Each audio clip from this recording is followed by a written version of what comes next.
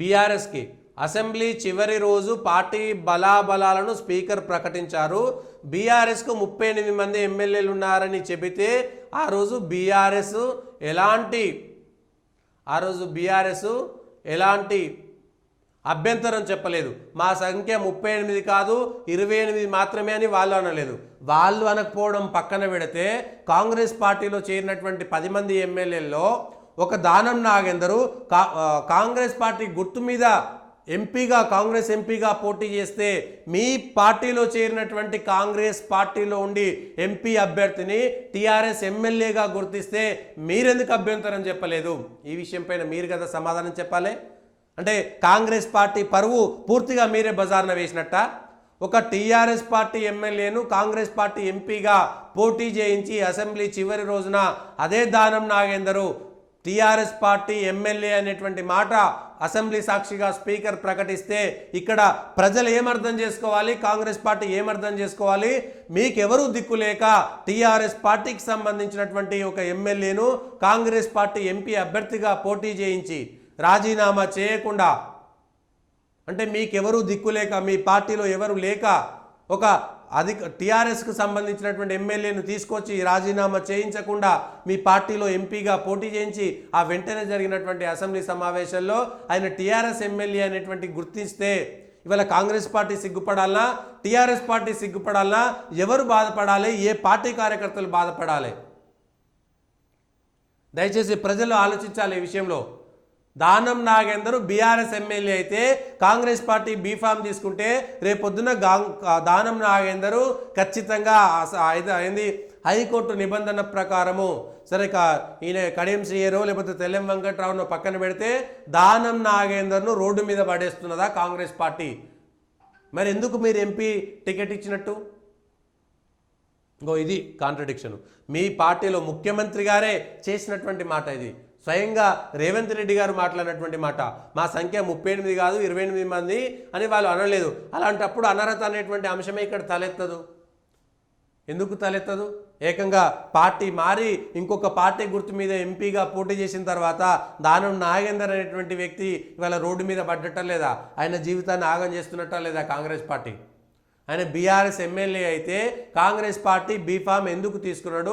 Congress party కార్యక్రమాల్లో ఎందుకు పాల్గొన్నాడు? కాంగ్రెస్కు ఓటేయమని చెప్పిన 100 సమావేశాలు ఉన్నాయి. ఆయనకు సంబంధించినటువంటి కాంగ్రెస్ పార్టీ గుర్తు మీద ఓటేయండి అని అనేకమైనటువంటి పాంప్లెట్లు ఉన్నాయి. ఎన్నికల కమిషన్కి ఇచ్చినటువంటి ఈసీ అఫిడవిట్లో ఉన్నది. ఇక అంతకంటే పెద్ద సాక్ష్యం ఏం కావాలి?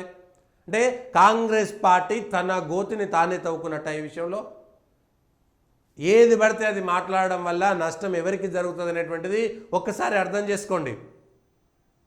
ముఖ్యమంత్రి గారే చెప్పింది ఈ విషయము, ముఖ్యమంత్రి గారే చేసింది ఈ విషయము. కాంగ్రెస్ ప్రతిపక్షంలో ఉన్నప్పుడు 2018 నుంచి 23 వరకు అక్బరుద్దీన్ ఓవైసీ పిఎస్సి చైర్మన్ ఎలా ఉన్నారు? 2018 తర్వాత ఎంఐఎంకి పిఎస్సి చైర్మన్ ఇచ్చారు. కానీ కాంగ్రెస్ ఎల్పీని బీఆర్ఎస్లో విలీనం చేసుకోవడం ద్వారా కాంగ్రెస్ పార్టీకి ప్రతిపక్ష హోదా కోల్పోయింది. కాంగ్రెస్ పార్టీకి ప్రతిపక్ష హోదా లేదు. కోల్పోయిన తర్వాత అది అధికార పక్షం యొక్క విచక్షణ అధికారం, అది వాళ్ళ విచక్షణ. ఎందుకంటే ప్రతిపక్షంలో ఎవరు లేరు.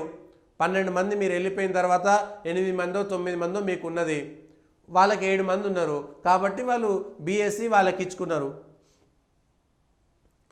2014లో టీడీపీకి 15 మంది ఎమ్మెల్యేలు ఉన్నప్పుడు బీఎస్సీ సభ్యులుగా ఎర్రబెల్లి దయాకర్రావు, రేవంత్ రెడ్డి పేర్లు ఇస్తే రేవంత్ రెడ్డి పేరుకు ప్రత్యామ్నాయం సూచించాలని స్పీకర్ ఎందుకు అన్నారు? ఎర్రబెల్లి పార్టీ మారినప్పుడు నన్ను ఫ్లోర్ లీడర్గా గుర్తించాలని చెప్తే ఎందుకు గుర్తించలేదు? 2014-18లో విధానాన్ని ప్రారంభించింది మీరే కదా. అయితే ఇదే విషయాన్ని ఆ రోజు వాళ్ళు తప్పు చేసిరు, వాళ్ళు తప్పుడు మనుషులు అనేటువంటి మాటను, విమర్శను మీరు టీడీపీలో ఉన్నప్పుడు కానీ కాంగ్రెస్లో ఉన్నప్పుడు కానీ చేశారా లేదా? కేసీఆర్ అనేటువంటి వ్యక్తి తప్పుడు వ్యక్తి, ఆయన చేసినటువంటి విధానాలన్నీ తప్పుడు విధానాలు అనేటువంటి మాట మాట్లాడితే వాళ్ళు అసిద్ధం తిన్నారని మీరు కూడా అదే పని చేస్తారా? వాళ్ళు తప్పుడు లెక్కలు అంటే మీరు చెప్పినట్టుగా కేసీఆర్ వ్యవహార శైలి టీడీపీ పట్ల కానీ ఆ రోజు కాంగ్రెస్ పట్ల కానీ చేసినటువంటి వ్యవహారము తప్పుడు వ్యవహారం అని చెప్పింది ఇదే రేవంత్ రెడ్డి గారు. అప్పుడు తెలుగుదేశం పార్టీలో ఉన్నా, ఆ తర్వాత కాంగ్రెస్ పార్టీలో ఉన్నా. అయితే కేసీఆర్ చేసిన వ్యవహారం అంతా తప్పుడు వ్యవహారం అయితే ఇప్పుడు మీరు అదే విధానాన్ని ఆచరిస్తే మీరు చెప్పినట్టుగా మీ సూత్రం ప్రకారం మీరు చేసేటువంటివి టీఆర్ఎస్ వాళ్ళు బీజేపీ వాళ్ళు విమర్శించాల్సినటువంటి అవసరం లేదు. రేవంత్ రెడ్డి గారు చెప్పిన దాని ప్రకారమే, రేవంత్ రెడ్డి గారి సూత్రం ప్రకారమే ఇవాళ రేవంత్ రెడ్డి గారు చేసేది తప్పు అనేటువంటిది మీరే ఒప్పుకున్నట్టా లేదా? వాళ్ళు చేస్తే తప్పు లేదా? వాళ్ళు చేసేది తప్పు కాబట్టి విమర్శించారు, మళ్ళీ మీరు చేసేది తప్పు కాబట్టి వాళ్ళు విమర్శిస్తున్నారు. అయితే ఇవాళ రేవంత్ రెడ్డి గారికి అటు టీఆర్ఎస్కి ఇద్దరికి విమర్శించుకునేటువంటి అర్హత రెండు పార్టీలు కోల్పోయినాయి తెలంగాణలో. ఇద్దరూ తప్పులే చేస్తారు అనేటువంటి విషయాన్ని స్పష్టంగా టీఆర్ఎస్ తానే చెప్పుకుంటుంది, కాంగ్రెస్ తానే చెప్పుకుంటుంది. ప్రజలు ఆలోచించాలి, ఆ రెండు పార్టీలు తాము తప్పులు చేశాయనేటువంటి విషయాన్ని వాళ్ళే ఒప్పుకుంటున్నట్టా కాదా? ఒక్కసారి ఈ విషయాన్ని స్పష్టంగా అర్థం చేసుకోవాలి. ఆ రెండు పార్టీల నాయకులు వాళ్ళే చెప్పుకుంటున్నారు, మేము తప్పులు చేసినాం అనేటువంటి మాట కాంగ్రెస్ టీఆర్ఎస్కు సంబంధించినటువంటి మాట వాళ్ళే చెప్పుకుంటున్నారు. ఇది ముఖ్యమంత్రి గారికి సంబంధించినటువంటి అంశంలో ముఖ్యమంత్రి గారే ఈ విషయంలో ఒప్పుకోవాల్సినటువంటి మాట. ఇంతకంటే దారుణం ఇటు వాళ్ళకు వాళ్ళే చెప్పుకుంటున్నటువంటి మాట.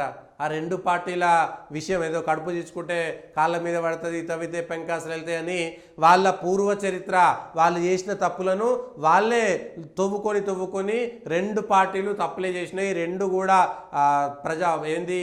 ప్రజాస్వామ్య వ్యతిరేకమైనటువంటి విధానాలని అవలంబించినాయి. రెండు పార్టీలు కూడా తప్పుడు విధానాల్లోనే ప్రజల వద్దకు వెళ్ళినాయి అనేటువంటి విషయాన్ని స్పష్టంగా ప్రతిపక్షాలు కాదు, కేసీఆర్కి సంబంధించినటువంటి ఎమ్మెల్యేలు, ముఖ్యమంత్రి గారు, బీఆర్ఎస్ వాళ్ళు వాళ్ళ తప్పులని బయట పెట్టుకుంటున్నారు. ఏదో ఉంటుంది చూసిరా, దొంగల మధ్యన విభేదాలు వస్తే వాళ్ళ తప్పులు వాళ్ళే బయట పెట్టుకున్నట్టుగా ఇవాళ రెండు పార్టీల పరిస్థితి అట్లనే అయిపోయింది. స్వయంగా ముఖ్యమంత్రి గారే అరకపూడి గాంధీని కాంగ్రెస్ పార్టీలో చేర్చుకొని నేను చేర్చుకోలేదు, లేకపోతే ఆయన బీఆర్ఎస్లో ఉన్నాడంటే ఇవాళ ప్రజలు ఏ విధంగా ముఖ్యమంత్రి హోదాని స్వయంగా తనకు తానే ఇవాళ తగ్గించుకున్నటువంటిది కాదా? ఇది ఆయనే ఇవాళ ఇబ్బంది పడ్డట్టు కాదా? ఎందుకండి ఈ మాటలు? అసలు మీరు మాట్లాడకపోతే పోయేదేముంది?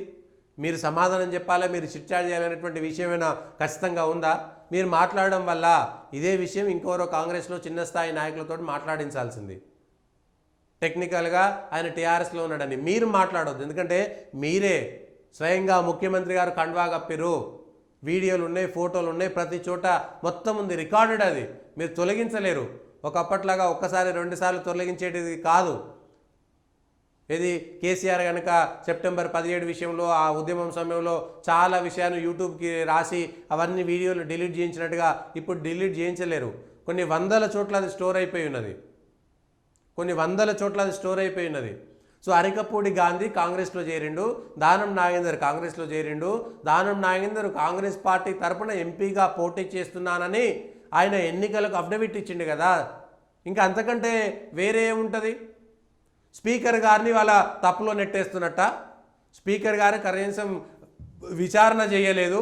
దానం నాగేందర్ లాంటి వ్యక్తి బీఆర్ఎస్ నుంచి కాంగ్రెస్లో చేరి ఆయన కాంగ్రెస్ పార్టీ తరపున ఎంపీగా పోటీ చేస్తే స్పీకర్ గారు కనీసం అవగాహన లోపంతో ఉన్నారని స్పీకర్ చైర్ను తప్పుపడుతున్నట్ట. ఇవాళ ముఖ్యమంత్రి గారు స్వయంగా, నేను చెప్పేది కాదు, ఇవాళ అసెంబ్లీ సెక్రటరీ, అసెంబ్లీ అధికారులు పప్పులో కాలేసినట్ట. అసెంబ్లీ అధికారులను బయటికి లాగినట్టే కదా.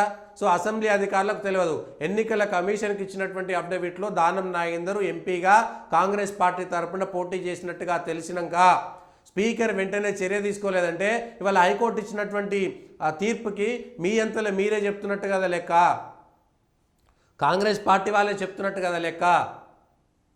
సో ఇవాళ దానం నాగేందర్ను ఇరికిచ్చి రోడ్డు మీద పడేసి ఆయన ఎమ్మెల్యే సభ్యత్వాన్ని రద్దు చేయించే దిశగా కాంగ్రెస్ పార్టీయే చేస్తుంది. ఇది స్పష్టంగా, అంటే గతంలో ఆయన కాంగ్రెస్ను వదిలిపెట్టి బీఆర్ఎస్లో చేరినందుకు కక్ష తీర్చుకుంటున్నారా? కాంగ్రెస్ పార్టీ నాయకులు కక్ష తీర్చుకుంటున్నారా? స్పీకర్ గారు కూడా ఆలోచించాలి. మీ సిబ్బంది ఇవాళ ఆ రోజు ఎవరైతే 28 మంది టీఆర్ఎస్ ఎమ్మెల్యేలుగా గుర్తించారో సాంకేతికంగా అది ఏ విధంగా ఒప్పవుతుంది, అది తప్పా కాదా, అధికారులు తప్పు చేశారా లేదా అనేటువంటిది ఒక్కసారి స్పీకర్ గారు విచారణ చేయాలి. ఎందుకంటే సాధారణంగా కండువాలు కప్పారు, అవేవో దేవుని కండువాలని ఏదో చెప్పుకుంటున్నారు, అది దేవుని కండువాలని చెప్పుకుంటున్నారు. పోనీ అదంతా వదిలేద్దాం. దానం నాగేందర్ గారి విషయంలో అయితే ఆయన కాంగ్రెస్ పార్టీ తరఫున పోటీ చేస్తే స్పీకర్ గారు వెంటనే ఈ విషయాలు చెప్పినటువంటి సిబ్బంది పైన చర్య తీసుకోండి. ఆయన సాంకేతికంగా ఎట్లా చూడాలి, దానం నాగేందర్ను సాంకేతికంగా ఎట్లా చూడాలి, ఆయన పార్టీ మారిండా లేదా అనేటువంటి విషయం. సో వెంటనే స్పీకర్ గారు కూడా ఇగో ఈ బురదలోకి నెట్టబడినట్టా కాదా, స్పీకర్ పదవిని కూడా ఇందులో నెట్టబడినట్టా కాదా.